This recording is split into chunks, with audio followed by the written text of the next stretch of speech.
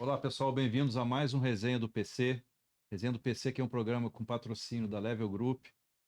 A gente está hoje falando com o Marcos Nakagawa, Naka, professor Naka da ESPM, também um mestre aí das causas socioambientais. A gente vai falar muito sobre isso aqui. Lembrando que o Resenha do PC ele está em todas as plataformas digitais, no YouTube, aciona lá o sininho para ser notificado dos próximos episódios e também no nosso hub de conteúdo que é o Procurement Digital, procurementdigital, tudo junto.com.br.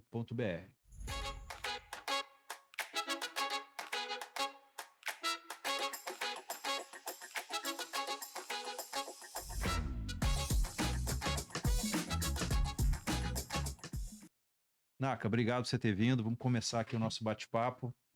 Obrigado, André. Obrigado, pessoal aí do YouTube e tudo mais. Estamos aqui agora falando com o André e nesse grupo tão bacana aí de procurement, né? Que a gente vai falar um pouquinho aqui. Vamos embora, vamos embora.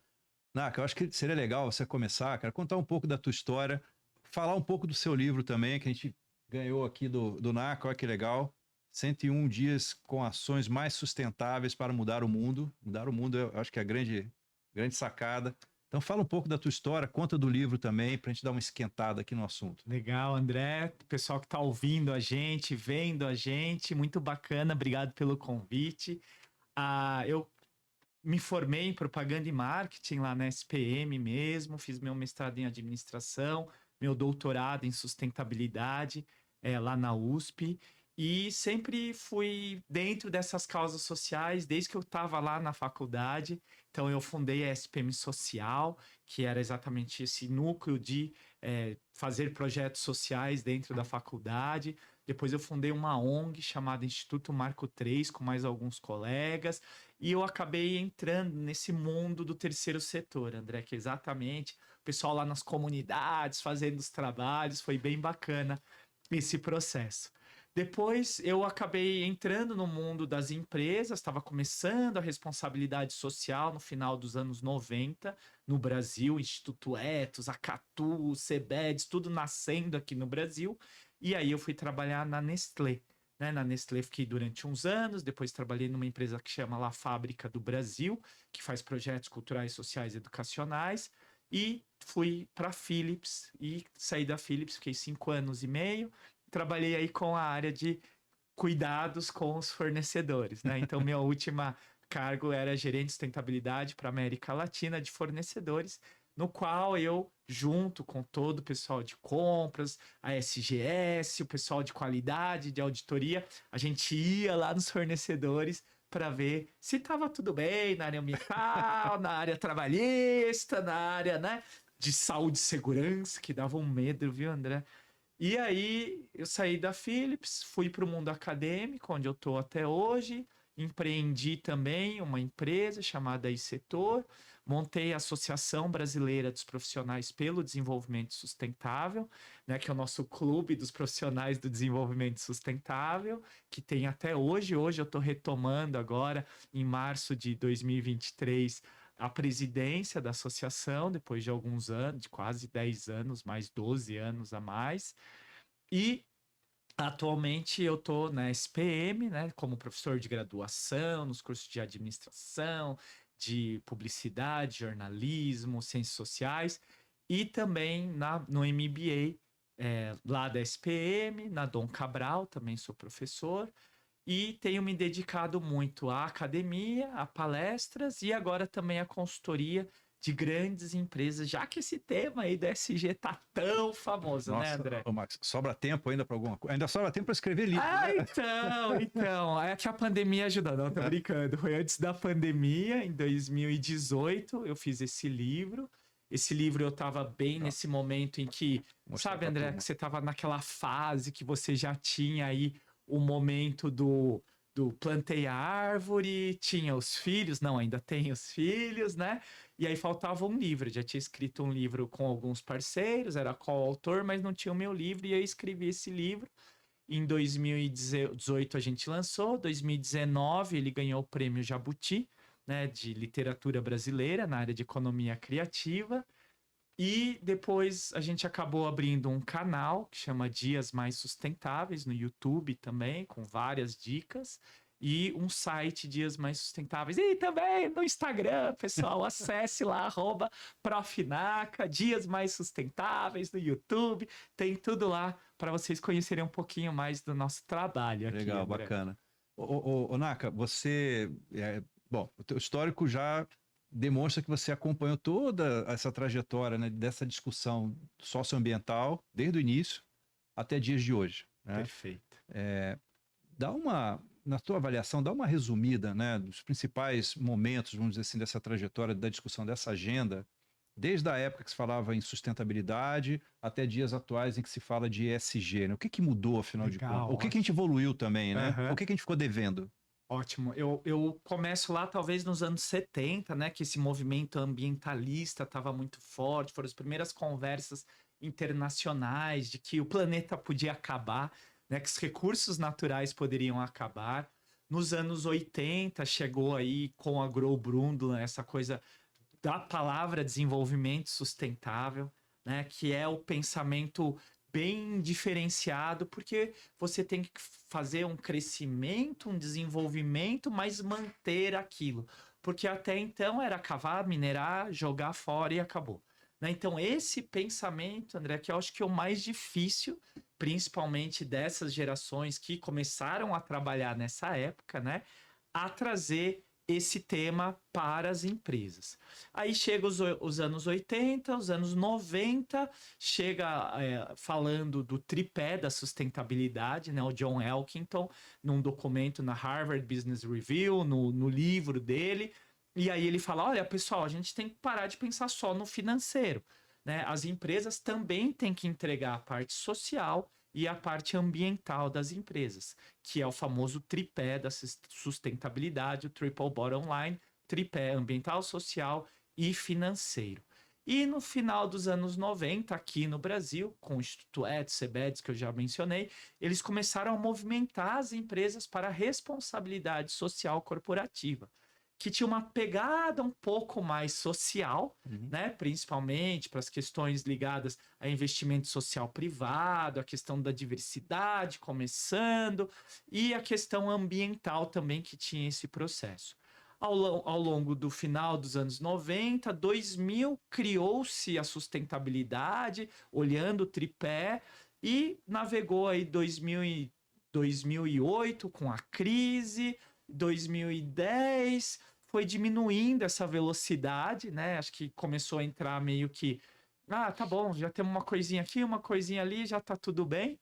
Começaram a se criar as bolsas de valores mais sustentáveis, como o Easy aqui, o Dow Jones Sustainability Index em Nova York, e chegamos na pandemia, né? Quando chegamos na pandemia, eu acho que os grandes investidores do mundo falaram, peraí, né? Esse negócio aqui, a gente realmente tem que cuidar do social, porque tá todo mundo trancado, tá todo mundo perdendo dinheiro aqui, né, devido a esse trancamento das coisas, e agora a gente precisa começar a repensar. E aí lá na BlackRock, o maior fundo de investimento do mundo, Larry Fink, o presidente, falou, pessoal, olha, agora a gente só vai começar a investir em empresas que pensam no tal do ESG. Uma sigla que já tinha sido criada em 2008, junto com os bancos, né, o Banco Mundial e o pessoal da ONU, do Pacto Global, eles criaram o termo que é o ESG, Environment, Social Governance, Ambiental, Social e Governança.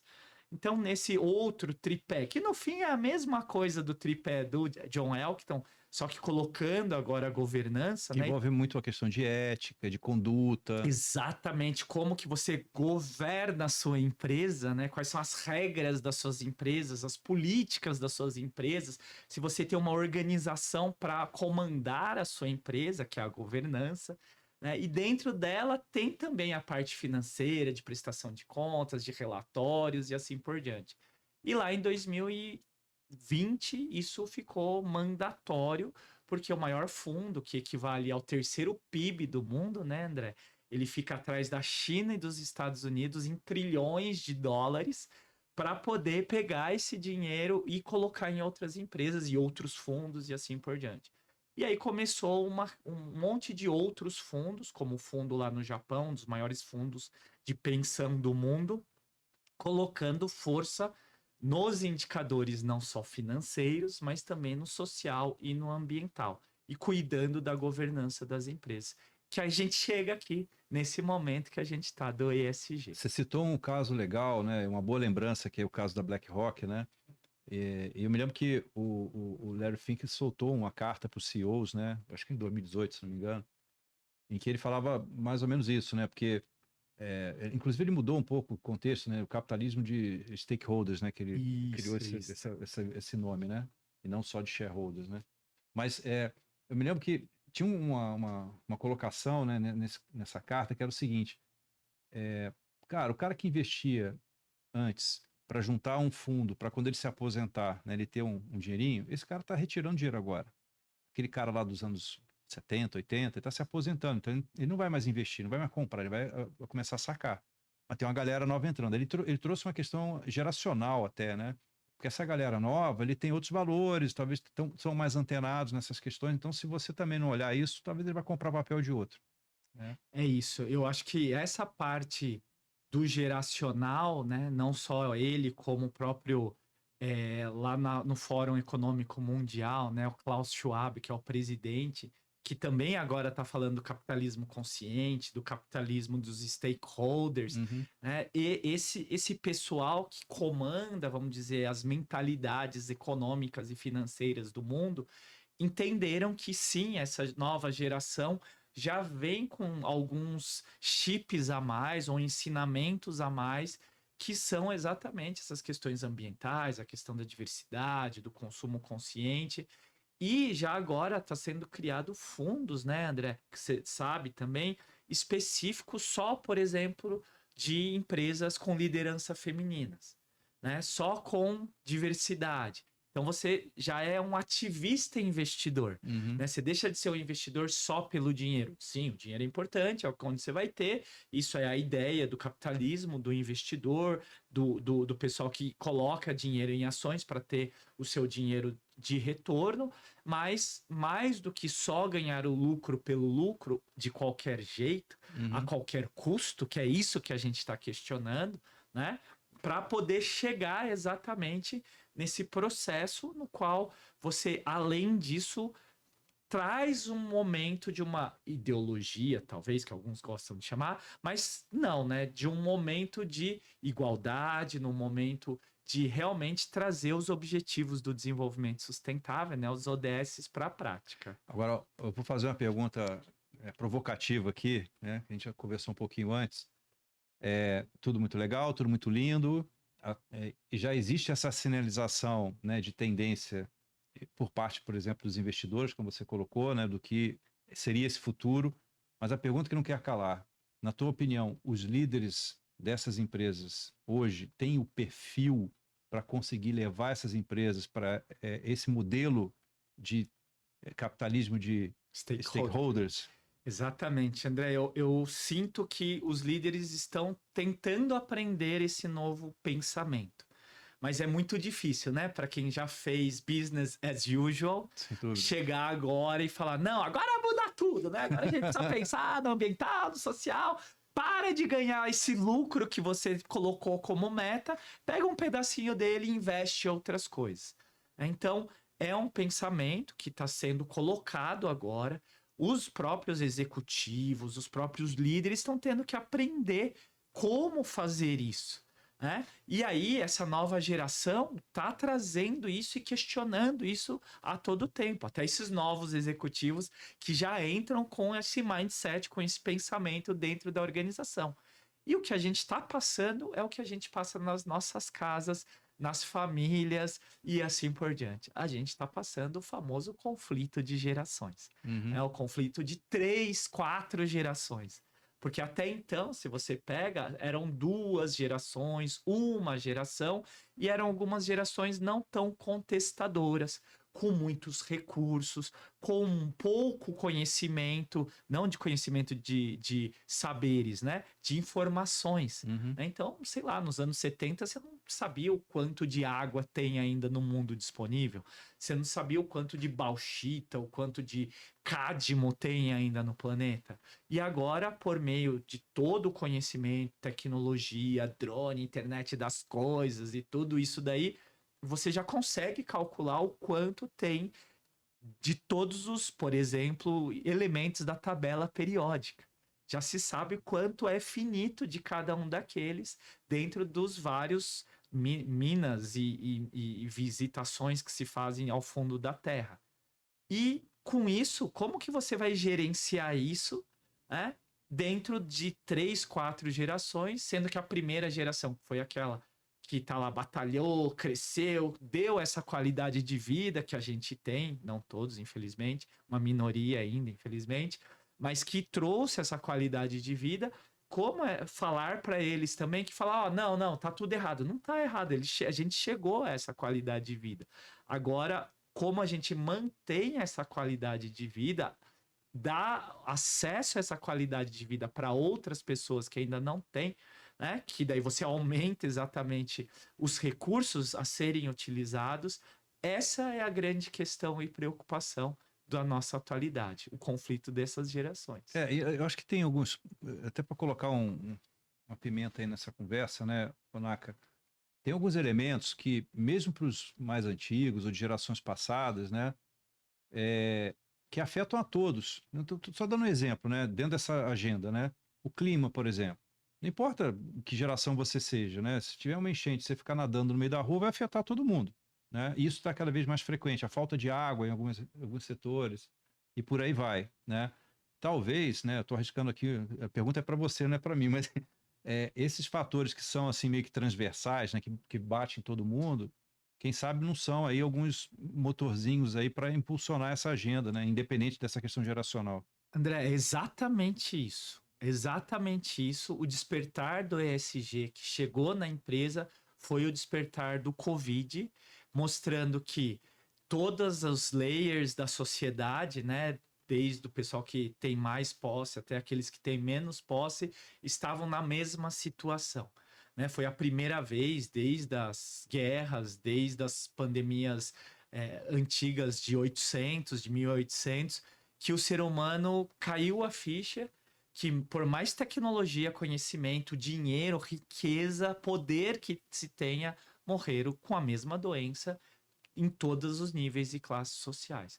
Então, esse despertar de que a gente não consegue controlar tudo e que a gente precisa ter um olhar não somente no crescimento do crescimento do crescimento, né, para um olhar que, olha, precisamos crescer, mas com cuidado do meio ambiente, cuidado com as outras pessoas, com os países menos desenvolvidos, com o pessoal que realmente não tem acesso às outras questões, e deixar um pouco mais igualitário para que equidade, né, para todos e todas.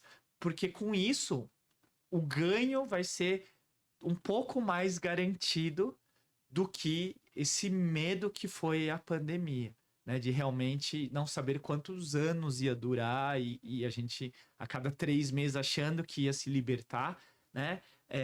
Isso acho que foi um grande aprendizado assim, para a humanidade e para o mundo dos negócios. Como é que você vê, Onaka, assim, eu vou entrando agora na realidade local, né? Na realidade que a gente compartilha aqui nas ruas, nas cidades e tal.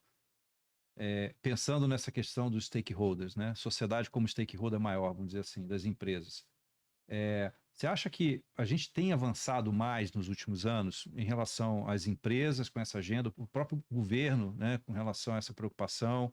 Ou a gente ainda tem muito fake news aí, ou greenwashing, como se fala nas empresas? Como é que você vê a realidade das ações hoje, né, no mundo empresarial voltado para a questão socioambiental? Eu acho que existe sim uma vontade, um propósito, tem os relatórios, tem os sites, estão mudando, todo mundo muda a missão, põe sustentabilidade, põe impacto positivo na sua missão, nos seus argumentos, coloca lá metas, algumas empresas colocam inclusive bônus para os seus executivos com metas ESG, com metas ligadas a isso.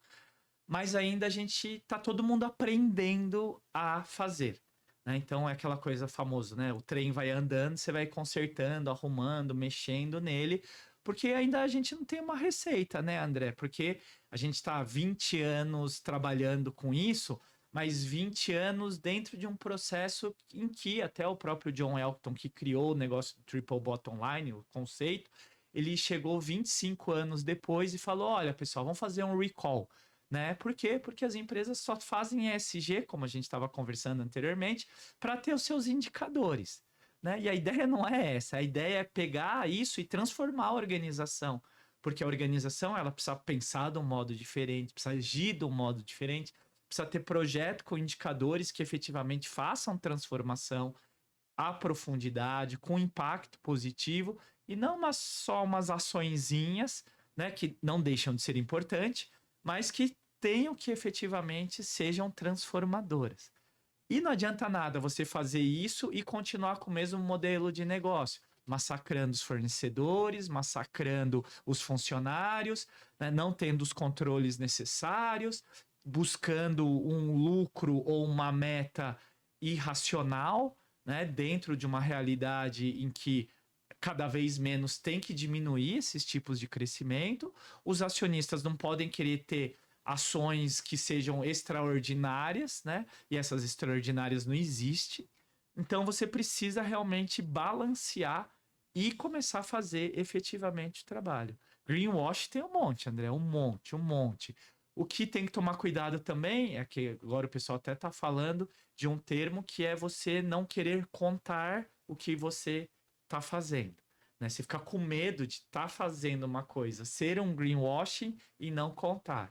E nas consultorias que a gente tem participado em grandes empresas, um dos nossos trabalhos é exatamente esse, né? Fala, vai, conta, conta. Não, não, não, isso aqui não conta, não. Ou conta isso, mas precisa mexer nisso, nisso e naquilo. Né? Ou se não, mostra lá no site que você tem esses indicadores, tem essas referências.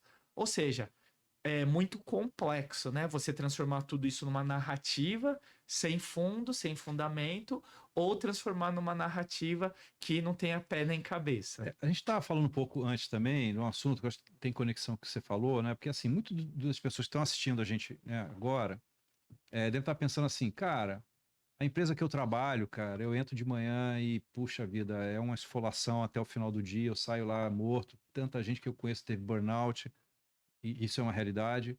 Como é que o cara fala que ele é uma empresa verde, uma empresa que olha o socioambiental, mas aqui dentro de casa eu entro e sou solapado todo dia desse jeito, né?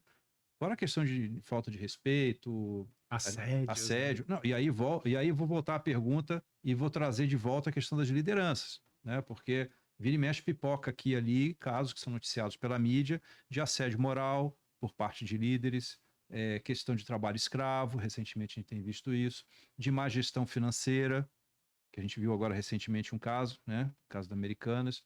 Então, assim, isso para quem tá no dia a dia e para quem não tá, mas está assistindo a TV, fica assim, cara, não é possível que exista esse negócio de ESG, né? Será que tem em algum lugar mesmo? Então, assim, a pergunta que eu coloco para você é o seguinte, como que a gente faz para preparar, né? Você já falou um pouco que eles também estão meio que na tentativa e erro, mas de uma forma mais acelerar, vamos dizer assim, a preparação desses líderes para de fato implantar uma agenda que incorpore toda essa boa prática de gestão. Bom, vamos começar pela parte da liderança, né? Pergunta difícil, né? É, uma pergunta bem difícil. Mas vamos começar pela liderança. Primeira questão, eu acho que a liderança precisa aprender, né? Aprender o que é esse tal de ESG, entender como que é esse novo mercado que a gente está falando, como esses novos funcionários dessa nova geração tá chegando, com muita informação, tanto de um lado positivo quanto de um lado negativo. E aí, a gente não pode esquecer também que essas lideranças são pessoas, né? Pessoas estão sujeitas a erros, não são perfeitos. Então, um primeiro mito que a gente precisa acabar é que não existe empresa 100% perfeita, não existe empresa 100% ESG, sustentável e assim por diante. Porque são feitas por pessoas. E essas pessoas é que vão comandar exatamente como é o clima, a cultura, a moral dessa organização. né? E aí, dependendo desse grupo de liderança, é que isso pode acontecer mais, como assédio, como corrupção, como a questão de não ligar para o ESG, ou pode ser colocado como uma prioridade, um movimento, um começo de tudo. Então, acho que tem esses dois extremos, né? Desde aqueles que não fazem nada até aqueles que exageram demais e aí não sai do lugar, né? Fica teorizando, fica e aí esquece do negócio, né? Então, tem que chegar nesse meio termo de ouro para poder buscar esses conceitos aplicados. Então, acho que esse é um primeiro ponto de uma liderança cada vez mais sustentável, que conheça os elementos, que vá pesquisar, que vai entender, que vai conhecer como trabalhar nesses temas. A questão da pressão do mercado, a questão dos burnouts da vida, esse daí realmente é uma coisa do nosso ecossistema de trabalho, né? Que cada vez você tem menos funcionários, porque você corta custo, automatiza as coisas. Então, esse é um modelo que eu também não sei como resolvê-lo, porque não imagino como as empresas vão resolver isso, não é só fazer lá, vamos fazer yoga agora, todo mundo, né? Vamos... Porque se não mexer nas metas, se não mexer no bottom-up lá, de que você tem que trazer para a empresa no final do dia, que é a exigência dos acionistas, isso não vai se quebrar o ciclo perverso, né? Para poder trabalhar nisso. Você ia falar? Não, eu ia comentar só sobre essa questão do burnout, né? Que tem uma colunista que escreveu pra gente, que é a André Nakashi, ela fez um artigo sobre burnout. E ela colocou uma perspectiva que eu não tinha pensado antes, que eu achei muito interessante, que ela diz o seguinte: se você está engajado num projeto, que você está vibrando com o projeto, que é um negócio, puta, te dá um tesão enorme, que você acredita naquilo, às vezes você trabalha horas e horas e horas e nem percebe. Você né? tem um cansaço físico, mas não tem um cansaço mental. Porque a alegria de realizar aquilo é maior do que... E você não tem o tal do burnout. Então, ela está dizendo o seguinte: às vezes as pessoas trabalham muito, têm burnout e tal, muito mais pelo ambiente, pela falta de propósito, talvez que elas enxergam naquilo, pela forma como aquele trabalho é transmitido para elas executarem, do que propriamente pelas horas dedicadas àquele negócio, né? Essa coisa que você falou do propósito, eu acho que é muito interessante, né? Porque as pessoas estão meio que sem saber o porquê elas estão lá na empresa, né? Elas estão meio sem propósito, estão lá para pagar boleto, né? Então, porque você trabalha aqui, para pagar boleto, para ter as coisas em casa, né? Então, você trabalha por isso. Se você tem uma condição e pode escolher, né? E pode conseguir mensurar ou direcionar a sua jornada, né? Provavelmente é o pessoal que está assistindo a gente, que está ouvindo a gente aqui. Por que não escolher alguma coisa que faça sentido para a pessoa? Né? Não que todo mundo agora vai abraçar a árvore, cuidar das crianças. Não, também. Isso pode ser feito. Inclusive. Pode fazer sentido para muitos. Pode fazer. Não, faz sentido para muitos, mas como uma coisa voluntária na igreja, lá no culto, né? Nesses vários lugares que se faz isso.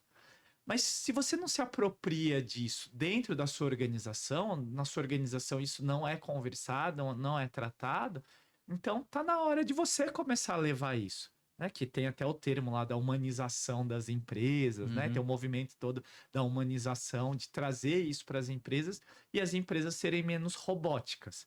Né? Porque já basta os chat GPT e todas as tecnologias que estão chegando que vão fazer os trabalhos nossos, mas como que a gente pode fazer isso de uma forma mais humana, levando em consideração a questão psicológica das pessoas, que até então, como ESG, não era lidado o mínimo, né? Se você pega a história da administração, isso daqui está entrando agora, nesse ponto, para você ter um cuidado psicológico do funcionário. Né? Até então era tempos modernos de Chaplin, eu não quero você, pega outro. Aí o que estão descobrindo é que se você pega outro, vai ter o mesmo problema. Aí se você pega outro, vai ter uma... Eita, agora a gente precisa cuidar desse negócio psicológico aqui na firma, porque na firma tem muita gente pirando a batatinha e tendo burnout. Você falou uma coisa interessante, Onaka, que é assim,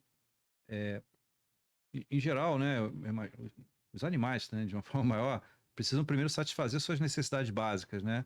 Então, assim, se o cara com o trabalho não consegue atingir o mínimo, a gente estava falando de trabalho escravo agora há pouco, como é que ele vai pensar em SG e tal? Isso tem que ter Isso tem que ser pacificado primeiro para que ele possa ter uma outra agenda na frente dele, né? Se isso não tá, se o boleto não está pacificado, aí é complicado, né? E também tem o ciclo do entendimento da sua, o que que é necessidade básica, Ah, sim. né? Então eu acho que A regra é variável, né? isso, e eu acho que esse tá o grande problema, na verdade, né? E aí, para quem estudou a vida inteira marketing, comunicação e consumo, né? Eu falo para você que é uma das coisas que está deixando as pessoas doentes, porque o básico já não é mais o básico, né? E até as pessoas descobrirem que esse básico não é o básico, elas já se mataram, tiveram câncer, tiveram burnout, tiveram uma doença, para tentar entender que não precisa daquilo tudo. E aí a gente está falando sim de sustentabilidade, de consumo consciente, está falando de uma vida mais próspera, ligado a pessoas, amigos, a espiritualidade, né? Como um todo, do que efetivamente ter bens materiais. Só que dentro do ciclo, principalmente das empresas, que se trabalha com vender produtos e serviços, você também não deixa de ser um consumidor dentro desse sistema. Uhum. E aí vira uma bola de neve que é exatamente perverso. Porque, eu preciso bater a meta para poder ganhar meu bônus, para poder comprar aquilo, igual meu diretor tem, igual meu estagiário tem, para poder. E aí você volta de novo, não, mas eu preciso bater a meta, e você fica nesse ciclo perverso até o momento em que você começa a se compreender, né? E muitas vezes tem muita gente que demora isso, ou pelo amor, né, de alguém que fala, olha, pelo amor de Deus, cai na real, você não precisa de tudo isso, você não precisa viver desse jeito, não precisa viver a vida em função de boletos, né? Os boletos são meio, não são fim. É isso que as pessoas precisam entender. Que o boleto é o que você tem que pagar, tem que viver, mas em função de qual fim? Né? Eu acho que essa é a grande pergunta que está precisando ser mais feita. Ô, Naka, deixa eu te fazer uma pergunta. A gente está se encaminhando aí para o fechamento, né, do nosso papo, e eu não podia fechar antes de colocar uma coisa para você aqui, que é o seguinte. Todo entrevistado que vem aqui, a gente pergunta como é que ele vê o futuro do assunto que a gente discute aqui. E a pergunta vai ser direcionada a isso, mas eu queria agregar um tempero aí nessa questão dessa bola de cristal aí para frente. A gente vive hoje no Brasil uma guerra de narrativas. Boa parte da população brasileira, principalmente que vive aqui no Sudeste, no Sul, não conhece, por exemplo, o Amazonas. Já foi algumas vezes para Orlando, mas nunca foi para Manaus, como você já foi, que eu sei. E aí você acredita nas narrativas que, ou pelo menos se alimenta das narrativas que a mídia coloca para você, né? E aí tem várias mídias aí, né? Do copo meio cheio, do copo meio vazio, sobre todos os assuntos. Como é que você vê o futuro dessa questão do ESG no Brasil, envolvendo claramente as empresas, que é o assunto que a gente tem discutido aqui, mas do ponto de vista da sociedade, como é que ela vai ficar mais feliz ou mais triste, porque as narrativas são diferentes, né? Como é que o que você sugere para as pessoas lidarem, né, com essas narrativas a ponto de fato se aproximarem da real situação que nós estamos vendo? A única coisa que a gente sabe é a realidade social que está aí, isso está em todas as cidades, e a questão ambiental que afeta a todos, como eu falei, a questão do clima que está, né, é global isso. Mas esse futuro que você está projetando, né, que eu quero que você responda, à luz dessas narrativas, como é que a gente se ancora, vamos dizer assim, para saber se isso está indo ou não está, né? O que você sugere, né? Se é que tem alguma resposta boa para isso. Essa é a parte difícil, né, André? Mas eu fui para academia, sou professor, escrevi um livro exatamente para poder criar esses novos sonhos, né? Como eu falei para você, eu acho que as pessoas estão precisando ter sonhos mais claros, evidentes, e não ficar só nessa monotonia do dia a dia, de trabalhar, pagar boleto, nananana. E esses sonhos dentro das organizações, né, são chamados de visão, missão, valores, são as metas trianuais, a cada 5 anos, trimestrais, conforme cada empresa. Essas empresas todas têm lindamente os seus valores, sua missão de resolver os problemas do mundo, de trazer essas questões. O que eu acho que falta nas empresas é exatamente pessoas que façam isso acontecer de verdade, né? Que façam com que a empresa coloque essas temáticas todas do ESG, dos Objetivos do Desenvolvimento Sustentável, que todo mundo faz parte e gosta e assina e tem o seu objetivo, que efetivamente façam, implementem, mensurem, auditem e que isso faça parte do dia a dia da organização. Como, por exemplo, né, o pessoal aqui da área de compras precisa cuidar do budget da área. Né? O pessoal de RH precisa cuidar do orçamento do budget da área. O pessoal da área de marketing precisa cuidar do budget da área. Ou seja, o budget, o orçamento, a parte financeira é transversal a toda a empresa. E o ESG também precisa ser transversal a toda a empresa. Com uma particularidade, já que a gente está com esse pessoal de procurement, compras aqui é o grande, poderoso modificador dessa realidade. Porque se você fizer o que a empresa manda e o que você acredita, você com certeza consegue influenciar a sua cadeia produtiva, ensinar a sua cadeia de valor, ensinar esses fornecedores de uma forma ou pelo amor ou pela dor, né? Dá para fazer pelo amor, fazendo campanhas, prêmios, dá para melhorar, fazer uma negociação melhor se tiver tais e tais indicadores de ESG, se motivar eles a implementarem isso. Então, dá sim para as empresas serem e terem o ESG. E eu não estou falando de uma pessoa sonhadora, eu estou falando de quem estuda e dá aula sobre a história da administração. E na história da administração foram colocados vários temas ao longo dos anos. Desde que lá no Ford, fazendo Fordismo, entrou RH como tema, entrou marketing, entrou qualidade nos anos 80 e 90, com as ISOs. O ESG é mais um tema que vai entrar dentro da gestão da empresa e ponto. É isso, não é moda ou porque você gosta, é porque faz parte da gestão. E estamos falando de gestão, estamos falando de riscos da empresa, estamos falando de ganhar mais dinheiro, de perder dinheiro, é disso que nós estamos falando. Por isso que precisa implementar o ESG. Isso dentro da empresa. Agora, para a sociedade como um todo, levar os temas ambientais e sociais é um pouco mais complexo, principalmente num país onde nem a educação financeira é bem colocada, né? Nem temas como saúde básica é colocada. Mas eu acredito que pela educação, principalmente básica, fundamental, universitária e corporativa, é onde possa modificar tudo isso. E educação, chover no molhado, que todo mundo fala, eu acredito que existe uma ferramenta que são as mídias sociais e que são esses influencers e essas pessoas que chegam em muitas pessoas no Brasil inteiro, que a gente nem imagina, né? Sei lá, agora tem influencer indígena que está no meio da Amazônia postando coisa com milhares de pessoas seguindo elas.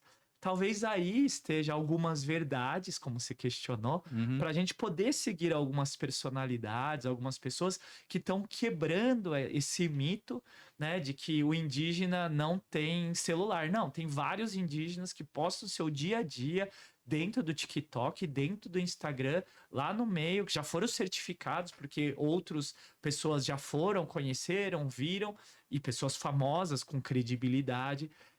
E aí que entra essa questão da credibilidade, né? Que é para ir contra as fake news. A gente precisa voltar a ter pessoas com mais credibilidade, né? A gente precisa ter formadores de opinião e não influenciadores, que tenham um passado, que tenham um conteúdo muito lícito, né? Para que possa ser realmente divulgada essa temática. E como eu coloco no livro, que isso seja aplicado no dia a dia, né? Porque às vezes as pessoas paralisam. Ai, a Amazônia, água, o carbono, tão longe da gente. Como isso eu vou fazer aqui em pleno Salvador, no centro, em plena Barueri, em plena São Paulo? O que eu tenho a ver com a Amazônia? E aí são ações simples do dia a dia que você pode ajudar a ter um impacto minimizado no planeta e nas pessoas. Por isso, essa ideia de dias mais sustentáveis. Logo, eu estou entendendo que o futuro é de um copo meio cheio. Sempre, para o professor, sempre vai ser um copo meio cheio, Por isso que eu continuo lecionando, vindo Se Deus nesses quiser. podcasts tão maravilhosos e tão gostosos como esse, para poder debater, conversar e levar uma boa esperança aí Legal. para que a gente possa ter dias mais sustentáveis. Não, eu acho importante, Naka, porque às vezes eu acho que a gente recebe uma enxurrada de notícia ruim todo dia, né? E a gente precisa acreditar mais, a gente precisa ter mais. O primeiro passo para conquistar alguma coisa é acreditar, né? Isso. E a gente precisa ter esse incentivo que vai melhorar, vai ser legal, mas a gente precisa se mexer, né? É isso, não adianta ser só um ativista ficar lá no digital Sem e dúvida. não fazer uma ação efetiva na sua casa, no seu trabalho, no seu bairro, na sua igreja, no seu culto, para poder modificar outras pessoas, inclusive. Legal, bacana. Naka, obrigado aí por você ter vindo. Ó, mostrar de novo aqui o livro do Naka para todo mundo, ó. Mais uma vez, ó, 101 dias com ações mais sustentáveis para mudar o mundo. Obrigado pelo livro também, obrigado pelo seu tempo. E você assistiu hoje mais um episódio do Resenha, hoje com o Marcos Nakagawa, professor doutor da ESPM, especialista em temas de socioambientais. E você já sabe, né? Você ativa o sininho aí do YouTube para acompanhar e ser notificado dos próximos episódios. Nós estamos em todas as plataformas digitais, no nosso portal de conteúdo também, no Procurement Digital, procurementdigitaltudojunto.com.br. E esse programa, o Resenha do PC, é um patrocínio da Level Group. Obrigado, vejo vocês no próximo episódio. Um abraço a todos. Valeu, pessoal!